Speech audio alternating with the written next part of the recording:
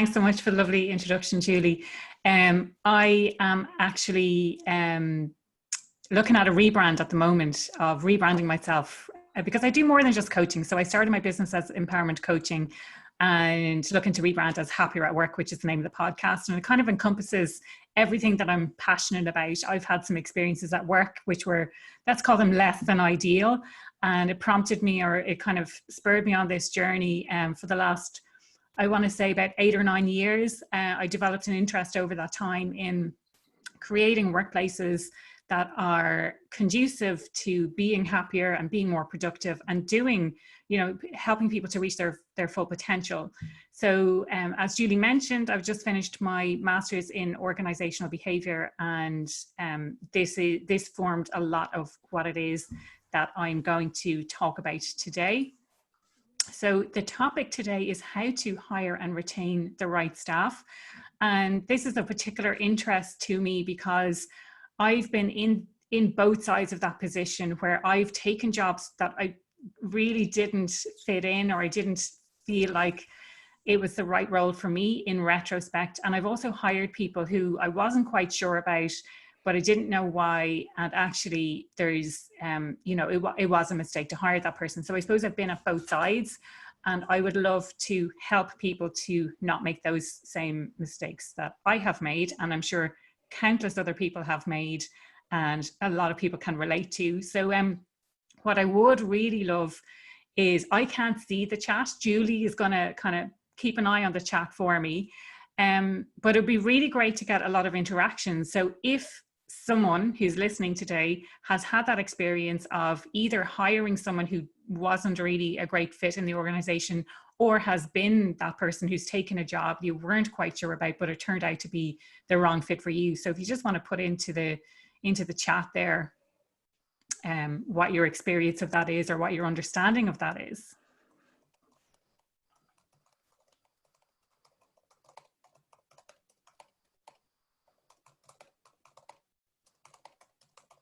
Is there much coming through there? Not just yet. A few typing noises through as well again so far. Let me see. If anyone wants to kind of tweet throughout the session, I have no problem at all with that. My handle on Twitter is empowerment_IE, and I usually use the hashtag Happier at Work, and then there's a nice picture of my podcast label there as well. So if you want to tweet during it, no problem at all. Obviously I won't be able to live tweet while I'm presenting, but I will definitely check them out afterwards anyway.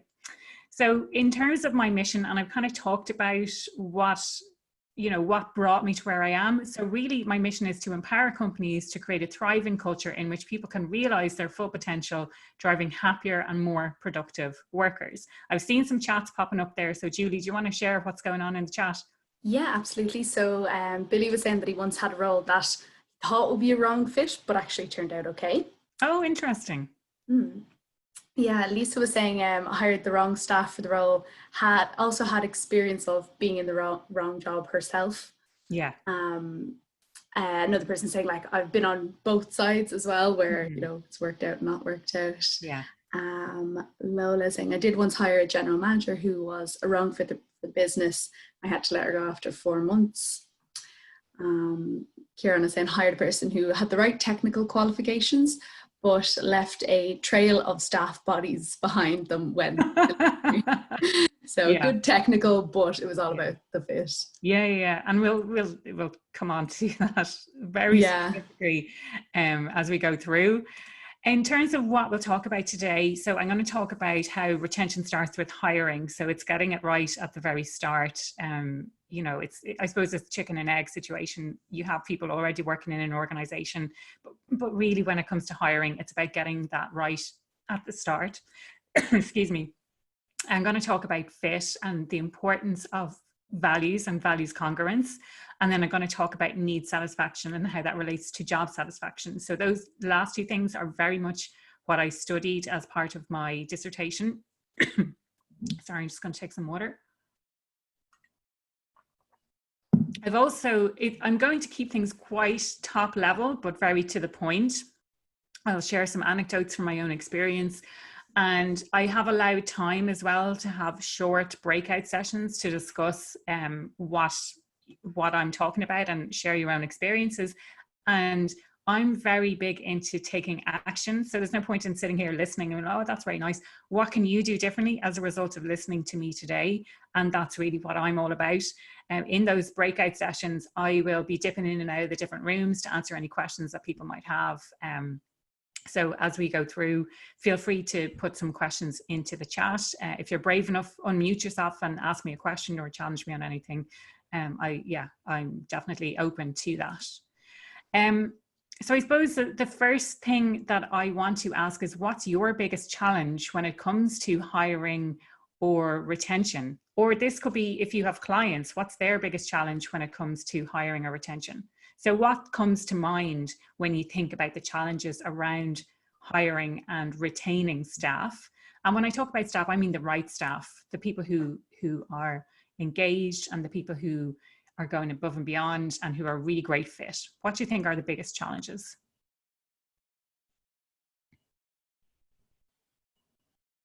One person there, I think Jonathan is saying, top people in the departures lounge right now.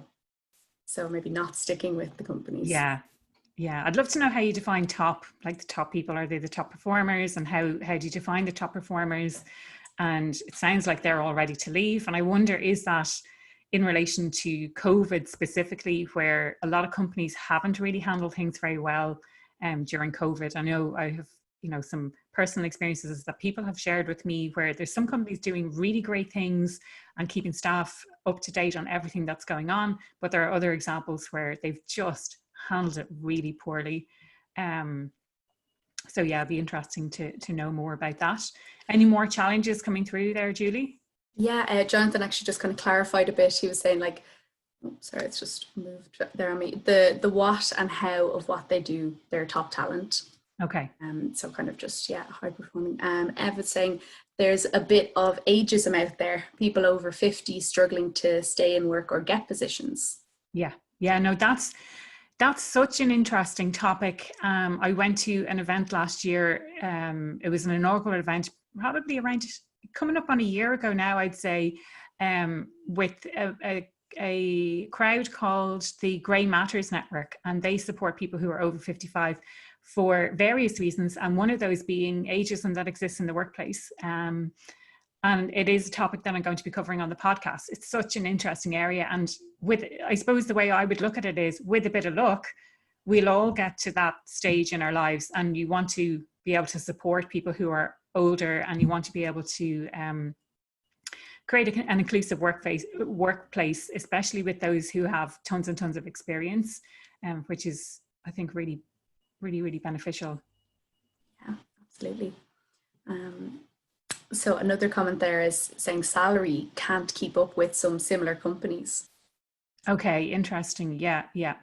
I have my own thoughts on salary, and I suppose for me, it's about paying people, and we'll come on to that in a bit more detail, but it's about paying people what, or people, understanding what exactly people need when it comes to salary. And beyond that, it kind of comes into ego and what they can afford. And really addressing the salary thing is helping people to understand that if they go to another company, they're not going to get the same kind of culture. They're not going to have their needs satisfied in the same way. And if you can relay that message, or if you can really drive that home, that this is a really great place to work, and if you go somewhere else and take more money, you'll see these surveys everywhere that says people would take a 10% pay cut to leave their current manager because, it's that toxic. So it works the other way around as well. So, if they go somewhere else and they're getting paid more money, then what kind of environment is that in? Is it similar to the environment that you've created in your own organization? So that would be my challenge. Anyway, I want to move on, and we dive straight into fit.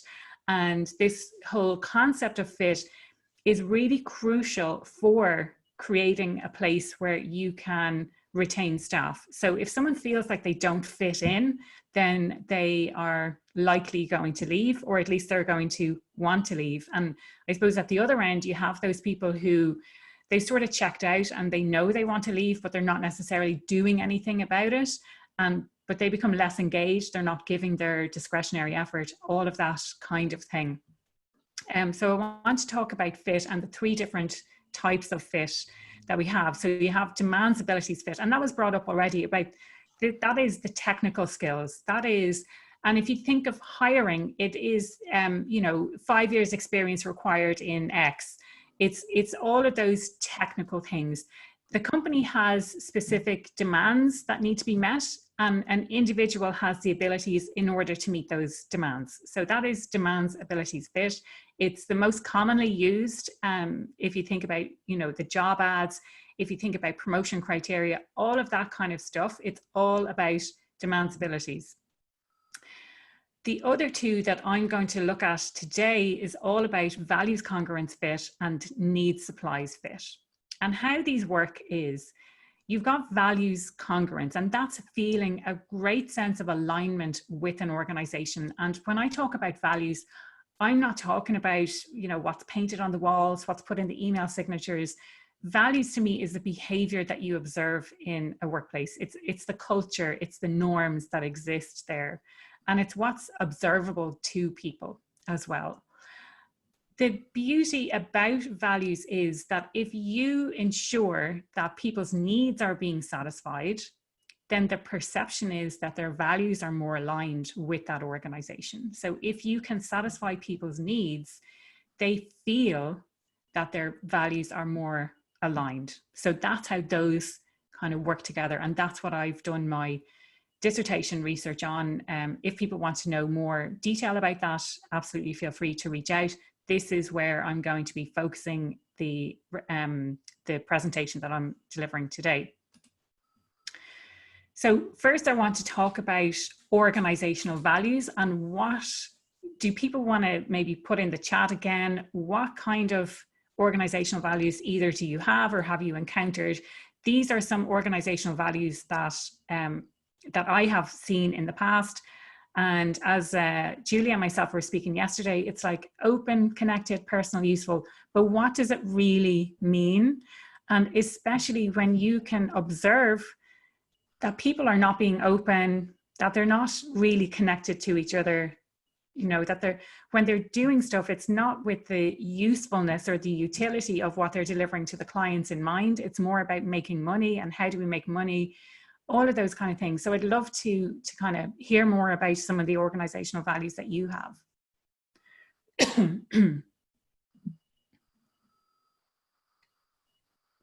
Aoife, a question has just come in actually from Carmen. She was saying, what is your advice when the organizational culture is one of reactivity and firefighting? That's excuse me, that's a great question. And I suppose, where does the culture come from? Oftentimes it comes from the top, and it's the behaviors of the people who are at the top. And, are people aware that that's the culture? Is this, where are you coming at it from? And the people really at the top need to change that behavior. So if they are reacting to everything and they're not, you have some people, I suppose, who are reactive, and then you have other people who are proactive. Maybe it's a case of getting advice or getting people who are more proactive in those more senior positions, or at least having those people in the senior positions embodying that level of proactivity rather than reactivity. So kind of being on the front foot. Or it's a case of a mismatch between an individual. So Carmen, I don't know what your own circumstances are, but it could be a mismatch between you're perceiving this as being, oh, they're hugely reactive, that doesn't fit with me. I much prefer to be in an environment where people are seen to be proactive, and therefore that would be a better environment for me, and I would suit that better. So hopefully that kind of answers your question, and happy to kind of take a further discussion if you want to reach out separately as well. Any more thoughts on some of the organizational kind of values that people are sharing, anything like that? Hi, Aoife. Alan here. How are you? Hi, Aoife. Even I was reading an interesting one in the Harvard Business Review at the weekend with McKinsey, where they did a huge study which showed that there is no link, and they did it with 1,000 companies, between most people's company values and their organizational culture. Yeah, that doesn't surprise me at all. Mad, isn't it? Yeah. So they're just wishy-washy, and there's no direct link at all. Yeah. And probably came out in yours. Yeah, that doesn't surprise. I'd love to see that if you could share that link with me, Colin, that would be great. I will, yeah. I have it in hard copy, but I'll send you on the article, yeah. Oh yeah, amazing. That doesn't surprise me. And that's kind of why I put the caveat of, when I talk about values, I'm not talking about what's painted on the walls and what's put in the email signatures. Really, the values should be about how people are behaving in the workplace. And that's kind of the first sign of a mismatch, I suppose, if they're talking about all of these wonderful values that they have, and these are our corporate values, but actually that behavior is not reflected. People will immediately sense well, this is what they're saying one thing and they're doing another thing. And again, to me, that comes from the top. It needs to be embodied by the people at the top, and any behavior from the top is magnified. And this is the thing, as you progress through your career and you become more senior, there's more eyes on you, and therefore any behavior that you have becomes magnified with the people below you, if you like. It becomes magnified like that. But really, really interesting. I'd love to see that, because it does not surprise me at all. 1,000 companies where you've got these values that they're talking about and the behaviors then don't match at all. And before we go into the breakout rooms, I want to get you thinking about, if you are, I suppose, designing an organization, if you had the choice, what kind of organization would you like to work for? And from my own experiences, this is the kind of thing that I started to build. So, and I'll kind of explain this further as we go through. So that's not how we do things around here. So I've had experiences that people have said to me, that's not how we do things around here. So I try and bring a new idea. That's not how we do things around here. You can carve your own career path. So we're not going to tell you, we're not going to provide any guidance as to what you can do in your career. That's up to you, which has, I suppose, positive and negative. Who's my boss? So I have lots of different people asking me questions and, trying to get my time and all that. But who am I actually reporting to? Who's my boss? Seeing people being promoted for sales, and hitting the numbers. And I think that goes back to what we were saying earlier as well, leaving a trail of destruction behind you, leaving the bodies of all of the people you're working for behind you, even though technically you're good and maybe you're getting the sales in. Having cliques in the workplace as well. So this is not what I want. And then on the other side, we have things like transparency, being a social organization, having respect for each other, having smart people that you're working with. So feeling like actually the people around me are as smart as I am, or, on par with me, or they're smarter than I am. So it's something that I can aspire to. Based on results and outcomes, and not just based on sales. It could be based on relationships that you have with clients, and a more long-term focus for the organization, and not just this, like what we were saying earlier about the reactivity, and being proactive and having a plan in place and a long-term focus, and having a clear path for progression. So that's based on my own experiences. They're the kind of things that's the kind of organization that I would thrive in. So time for a breakout room, and have a think about, when it comes to your values, and maybe, do people know what their values are? Is it something that they need to do a bit of work on? And again, Julie and I were talking about this yesterday. The easiest way, I think, to figure out what your values are is to figure out what really bothers you, especially in a work setting, what really annoys you. And that's kind of the opposite of that. Then you can turn that into, that's something that is one of your values. So in the breakout rooms, I'd love you guys to talk about, what kind of organization would you like to work for? If you were setting up an organization, how would you clearly define those values? I'm just looking at time here. So maybe we take about 2 or 3 minutes for people to share. Let me just see, Julie, can you do breakout rooms or do I need to do it? I'm not able to, so you should be Okay. able to, yeah. Breakout rooms. So if we put about 3 people in the room, oh, sorry. So 2 or 3 people in each room, we'll have 2 or 3 minutes to talk about it and maybe share some of your experiences, either speaking or typing into the chat afterwards.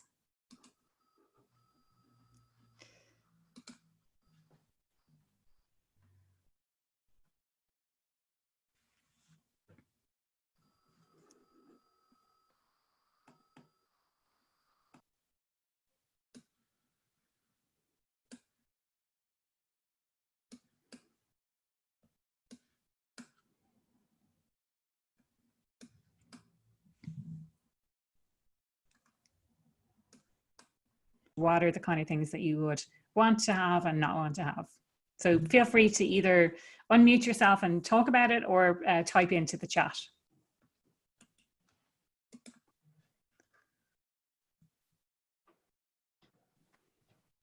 Julie, if I could ask you to keep an eye on the chat. It's not popping up for me. Yeah, no worries. Or if anyone wants to unmute themselves, might be easier.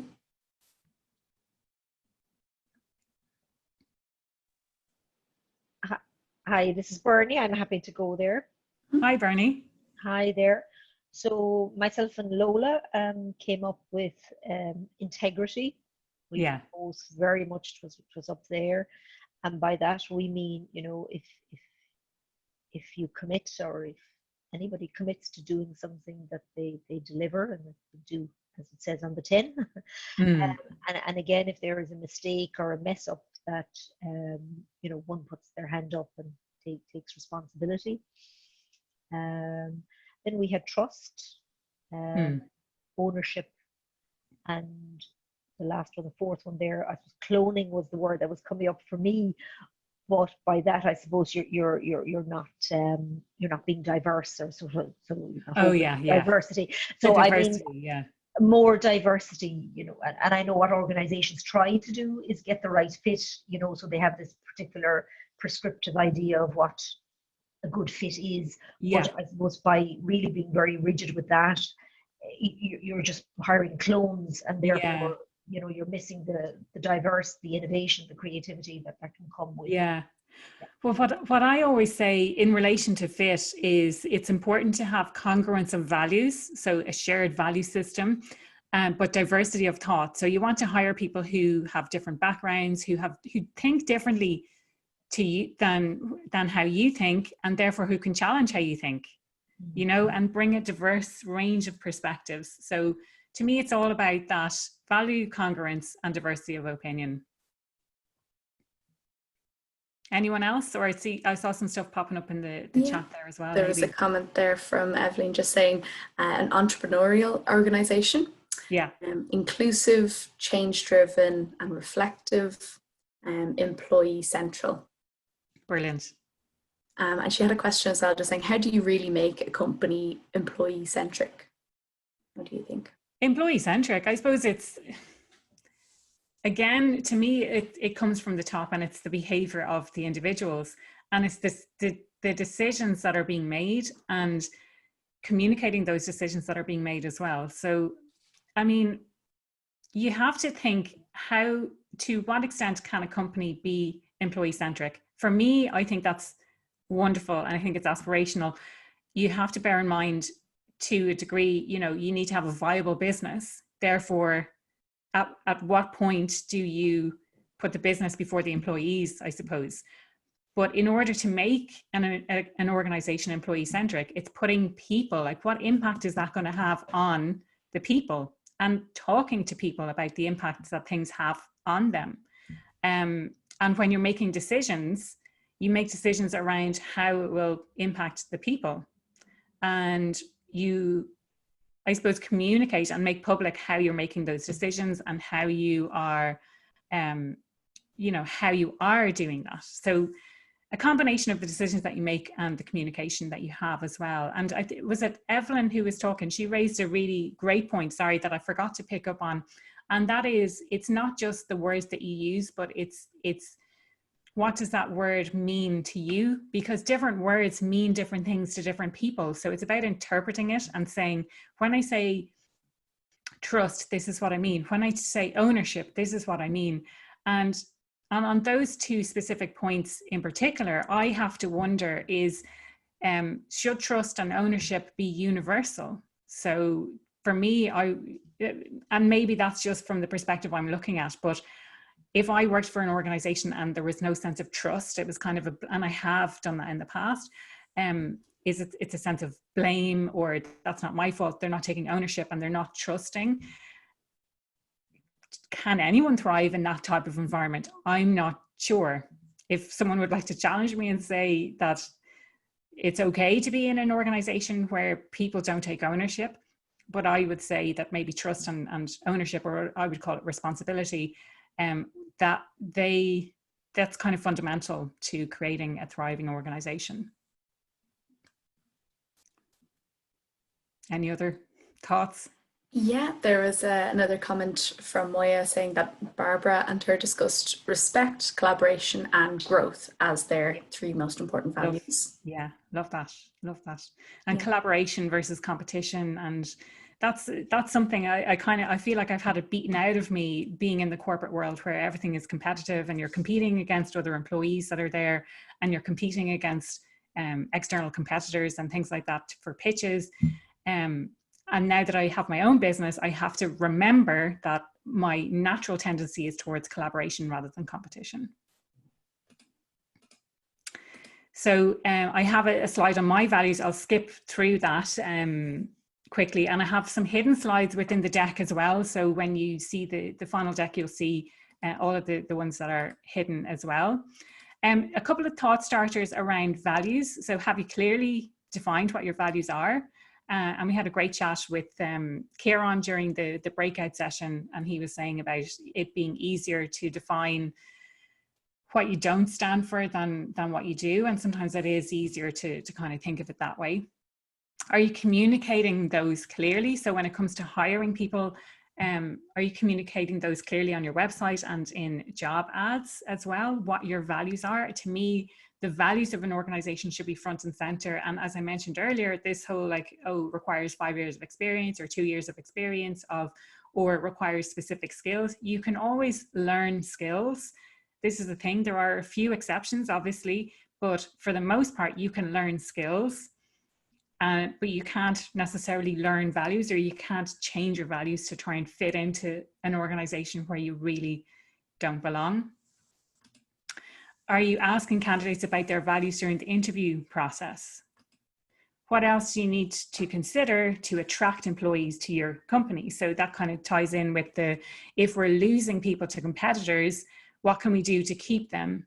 And it's about really dialing up the importance of values and need satisfaction. And I'll go on and talk about needs now. So back to this idea of fit. So we've got the demands, abilities.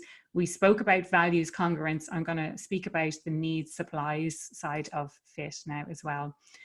So I want to cover just the three basic and universal needs that everyone has. Everyone has these three needs. Different people will have them to different degrees, but everyone has these needs. And the needs are autonomy, relatedness, and competence. Autonomy means having a sense of choice over what it is that you do. So you've got choice and you've got control over what it is that you do and how you do it. Relatedness then is how you relate to other people in that organization. And building on that, for me, relatedness also ties in with knowing the contribution that you're making to the bigger picture. So what is the organization trying to achieve, and how are you contributing to that? Or how does what you do on a day-to-day basis relate to what the organization is trying to achieve and the bigger picture? And competence then is feeling capable of doing your job. It also, again, ties in with, are you receiving feedback to that effect? Is your boss saying you're doing a really great job? Or as a boss, are you telling your employees you're doing a really great job, or telling them when they're doing well? You know, are you getting that feedback from your clients? All of that kind of thing. So it's feeling that you're capable of doing the job. So I want to take each one of these in isolation. And so I have some questions around autonomy. So it's about, different people have this to different degrees. What do you think it means when someone has not enough autonomy? So they don't have enough choice or control over what it is that they're doing in the workplace. What does that mean? Any thoughts? Put them into the chat.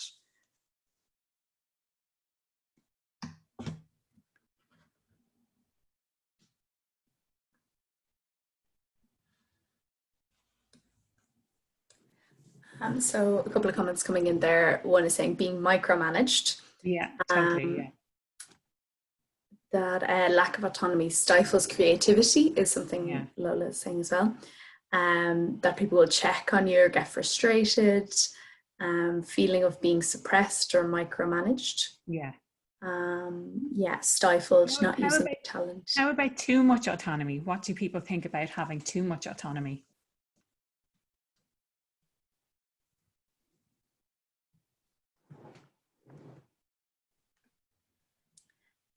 John said then it's herding cats. Yeah, I like that analogy. I like that analogy. So not enough autonomy, really, it looks like micromanagement. So it's, you know, and I've been at the receiving end of that. And I'd like to think that I haven't been on the giving end of that, but maybe I have, and I haven't realized. So I certainly wouldn't have done it intentionally. So not enough autonomy is being micromanaged. And then too much autonomy is this lack of direction. So like herding cats, and I'll use that again. So thanks to whoever said that. So you need to provide people with enough guidance so that they know the direction that they're taking, but then take the hands off and let them get on with it and do things whatever way works best for them. So they do the what and the how of the job, essentially. Relatedness then, so you belong here. So not enough relatedness. You have this feeling that you don't really belong. You don't know how you're contributing to the business. So you have just this, you can't really relate to the other people who you work with, and you just feel like you don't belong because of that. Having too much relatedness then, on the other hand, could result in having cliques and exclusion. And I did struggle to think about, well, what does too much relatedness mean? But this is what I came up with, that it's about having cliques so that people feel excluded because people are being a bit too cliquey. When it comes to competence then, so you got this, what does that mean? So not enough competence, and this is something I speak an awful lot about as well, is imposter syndrome. So having that feeling of not being good enough, that you're afraid, that you feel like you're going to get caught out, you're feeling out of your depth. Okay, so when you don't feel that need is not being satisfied enough, and this is how you feel as a result.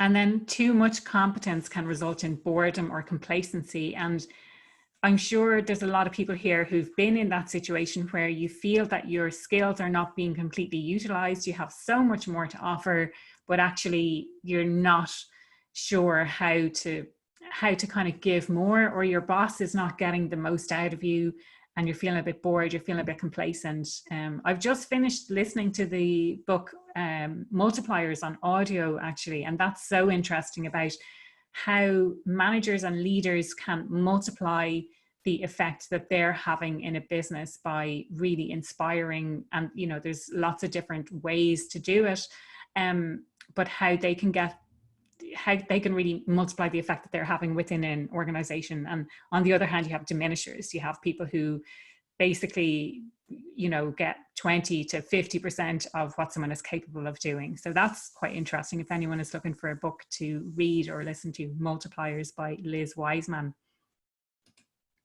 Other needs then that people have, and this is not something that I have necessarily researched, but it is nonetheless quite interesting because different people have different needs. So you have those 3 universal needs autonomy, relatedness, and competence.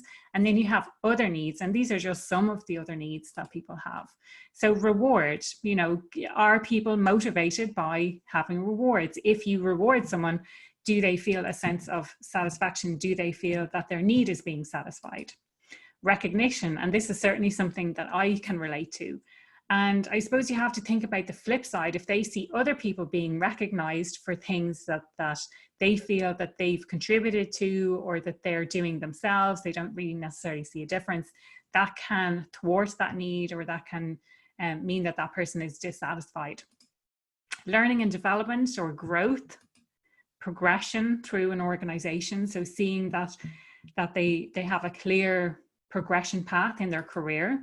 Self-expression then, so being able to be free to express themselves as they are. A higher purpose, so that could be, you know, this, we were chatting,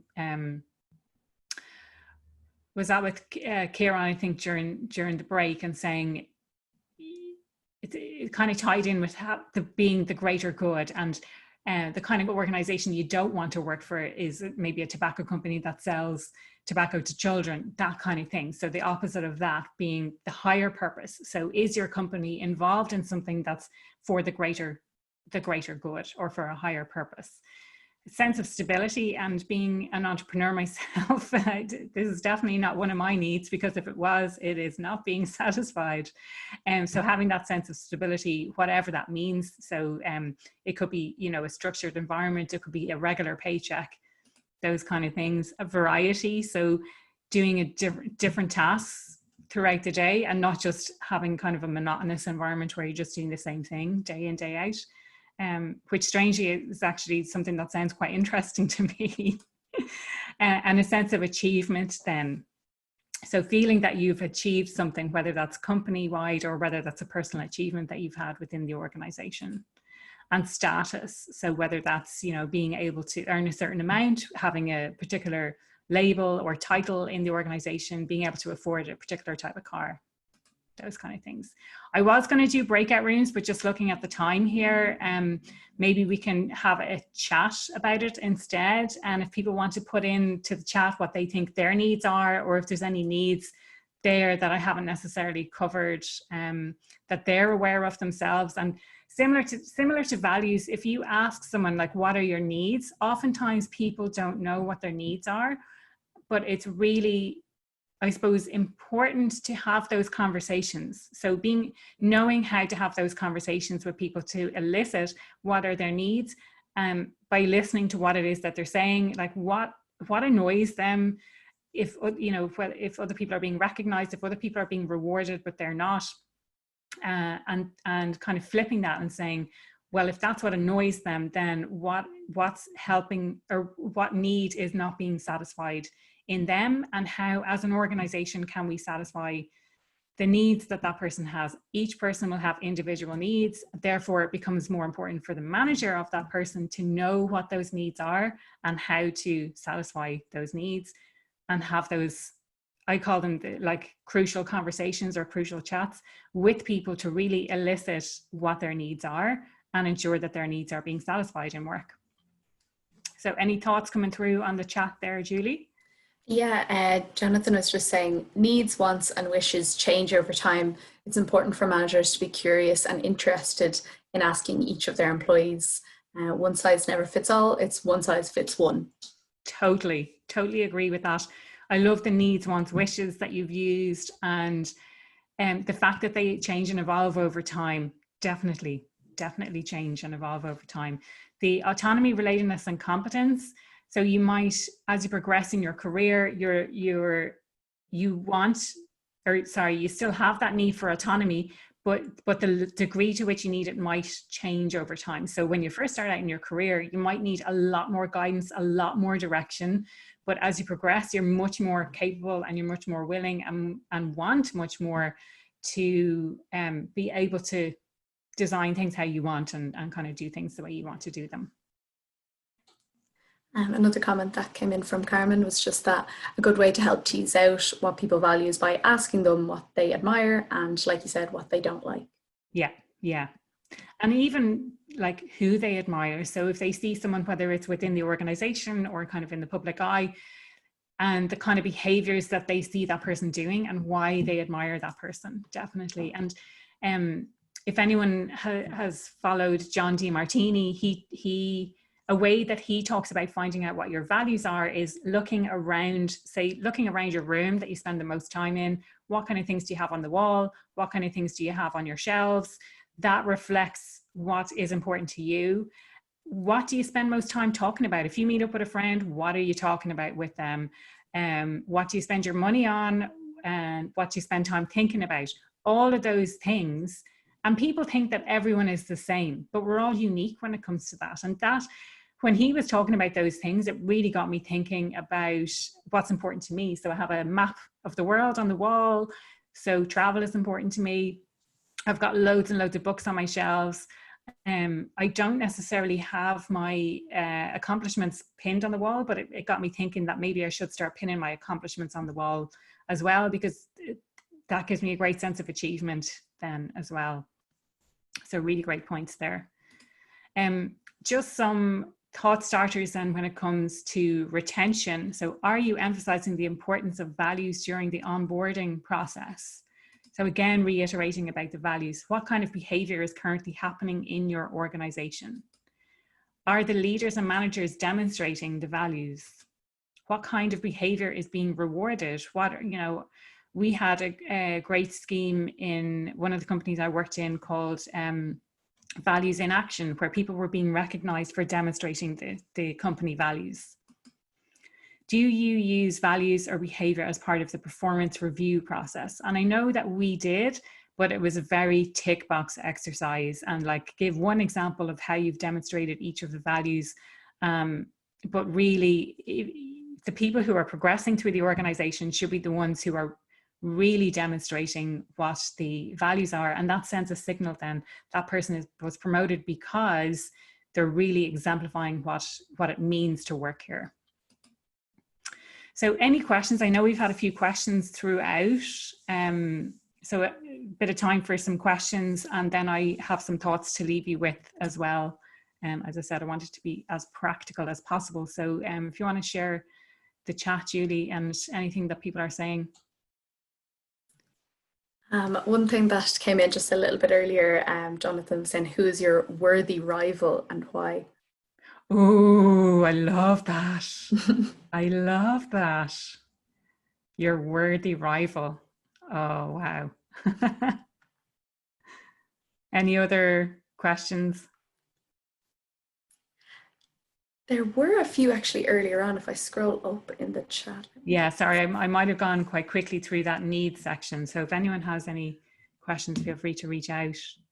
And there are some hidden slides in here as well. And there's some additional slides at the end of the deck as well.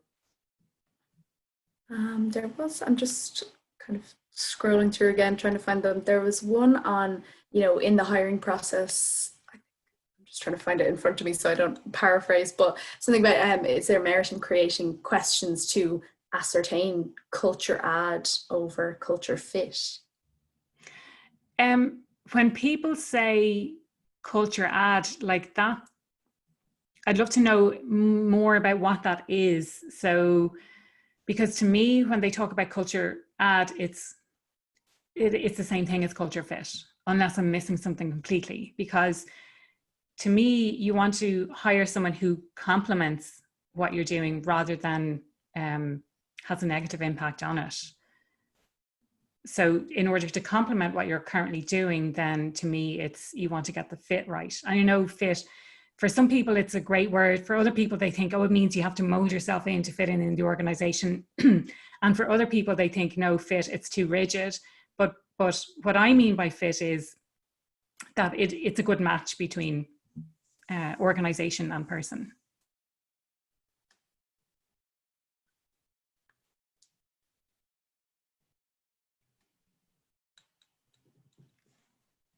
I don't think. Any other questions that people have, or comments or challenges? No new ones coming in at the moment. So in terms of final thoughts, then it's really about clearly defining and sharing your values. So talking about those, talking about them on your website, talking about them during the hiring process. Reward good values when they're being demonstrated. So when you see values being demonstrated in the organization, shout about it, call it out and say, this is what it means to work here. And then start those crucial chats. So whether that's about values, if you haven't already done that, and about having those conversations about needs with people that you work with as well. And like I say, people don't know what their needs are. And I certainly didn't until I started doing this research. If you ask me what my needs were, I'd be like, I have no idea. But similar to values, it's knowing what annoys you, and therefore how can you satisfy your own needs. And everyone's unique, and I suppose it takes a certain level of personal responsibility to understand your own needs and how they're being satisfied and how they can be satisfied by where you're working. If anyone wants to connect with me, like I said, I'm going through a rebrand at the moment, but my website is still up, empowermentcoaching.ie. I'm on LinkedIn as well, Aoife M. O'Brien, and my Happier at Work podcast is available wherever you listen to podcasts. That's what the cover art looks like.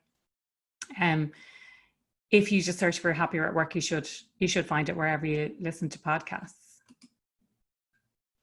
So Julie, if you want to talk about Justine. Yeah, absolutely. So next month, we have our next session, which will be hosted by Justine McGrath. So as you can see there, it is about creating a compelling vision for your future self. So actually, I think it would kind of jump on from this quite nicely. I will update you all with an Eventbrite for that one. So that'll be one to look out for. But I suppose if that's the end of it, I think, Aoife and I will hang around for the next couple of minutes. But thank you so much to everyone for joining. I will send on the recording and pop that into the LinkedIn group. But thanks so much for joining us, and I hope to see you at that next one. Thank you. Appreciate it. Very good. Thank you. Thank you. Thank you very much. See you now. Thanks so much, Aoife. Thank Have a you. look. I can see the Fantastic. I can see all the